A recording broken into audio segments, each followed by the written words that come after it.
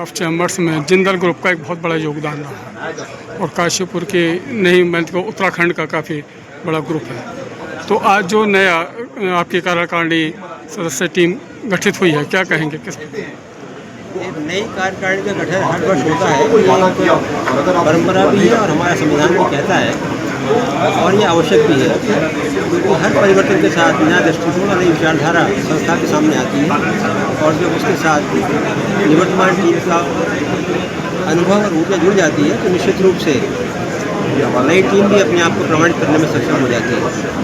उत्तराखंड के गठन से पहले जब हम उत्तर प्रदेश में थे उस समय हमारी संस्था का गठन हो चुका था और तभी से निरंतर उद्योग की समस्याओं के समाधान के लिए, नई नीतियों के निर्माण के लिए, सरकार और उद्योग और व्यापार के बीच में समन्वय स्थापित करने के लिए Kumaon Garhwal chamber of commerce and industry का एक विशेष योगदान रहा।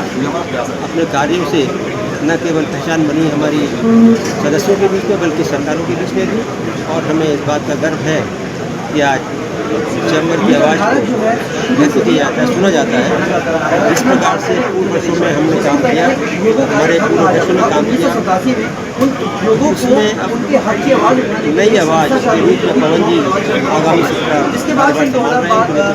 संभाल रही है। और जैसा कि इनका अनुभव इन संस्थाओं के साथ प्रदेश स्तर पर राज्य स्तर पर अंतर्राष्ट्रीय रहा, हमें पूरा विश्वास है कि उसका लाभ हमारे उद्योग व्यापार को मिलेगा। आगामी सत्र उपलब्धियों से भरा होगा, कीर्तिमान स्थापित करेगा, इसके लिए पूरा विश्वास है। मैं एक बार पुरानी टीम को बधाई देता हूँ सफलता मैसेज के लिए और आगामी टीम को शुभकामना देता हूँ।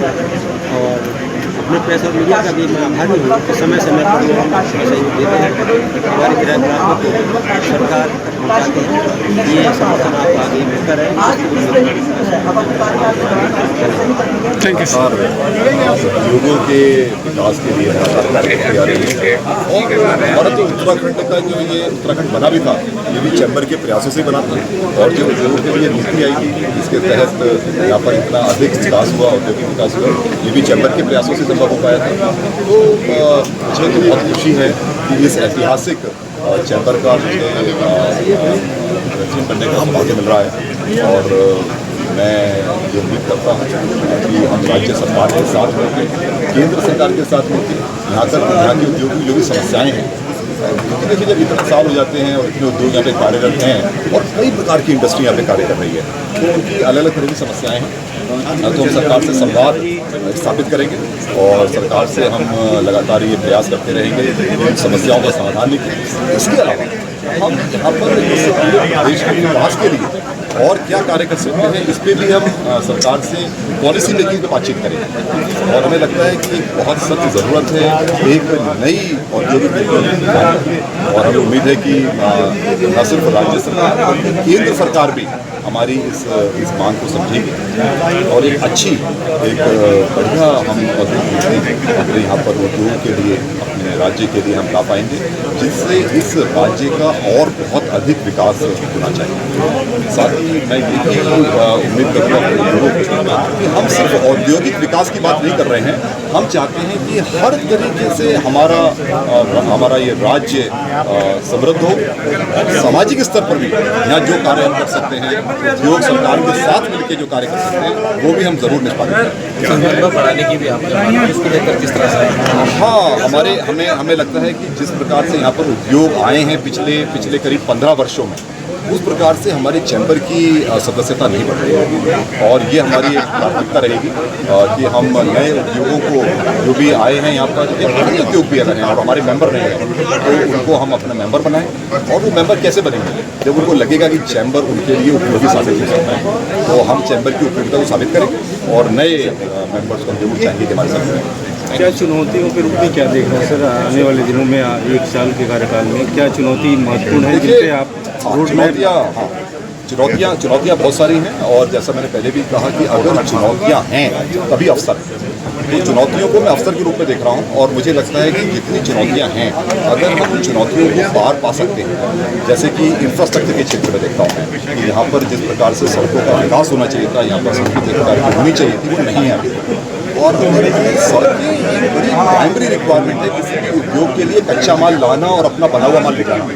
तो मुझे लगता है कि ट्रांसपोर्ट की सुविधा है, चाहे वो सड़कें हों, चाहे वो रेल नेटवर्क हो, चाहे वो एयर ट्रैफिक हो, इसलिए मुझे लगता है कि और इस पर कार्य करेंगे। ये एक बड़ी चुनौती के रूप में देख रहा हूँ। दूसरा, एक माहौल हम चाहते हैं उद्योगों को प्रोवाइड कराना यहाँ पर, जिसमें उनको लगे कि वो यहाँ पर वेलकम है और यहाँ पर वो कंफर्टेबल तरीके से अपना कार्य कर पा रहे हैं।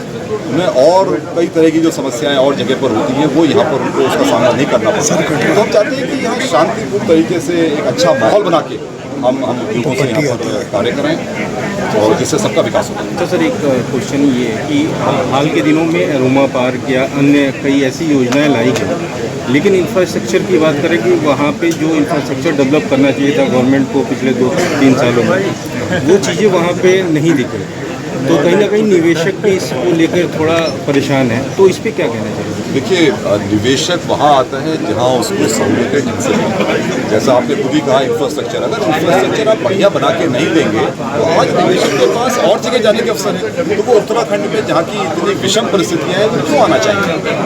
तो ये हमारा सरकार से जरूर एक प्रयास रहेगा सरकार के साथ कि आप जो भी पार्क बनाएं, चाहे छोटी एरिया में बनाएं, चाहे हम कम उद्योगों को लाएं, लेकिन उसको पूर्ण रूप से विकसित करें। वहाँ सड़कों का जाल होना चाहिए, ड्रेनेज की व्यवस्था होनी चाहिए, पावर की, बिजली की अच्छी व्यवस्था होनी चाहिए, तभी उद्योग यहाँ पर आ पाएंगे। सर एक बहुत अच्छी बात उठी है, जो इंडस्ट्री की रीढ़ होती है मजदूर, उसके एएसआई हॉस्पिटल्स की अभी बात उठी थी, उसकी हालत बड़ी खस्ता, उसके बारे में क्या कहें? देखिए, ये फैसिलिटी ऐसी है जो सरकार को प्रोवाइड करानी चाहिए, और इसके लिए उद्योग पैसा देते हैं। उद्योगों का जो भी कर्मचारी हैं, हर उद्योग में काम करने वाले, उनके वेतन से ईएसआई कटता है। तो वो जब पैसा कटता है और सरकार के पास जाता है, तो ये अपेक्षा रहती है उद्योगों की भी और कर्मचारियों की भी कि सरकार एक अच्छी सुविधा मुहैया कराए। तो इस पर हम सरकार से ज़रूर बातचीत करेंगे, और हमें उम्मीद है कि हम सरकार को इसके लिए मना पाएंगे कि यहाँ पर अच्छी सुविधाएं डेवलप करेंगे। Thank you.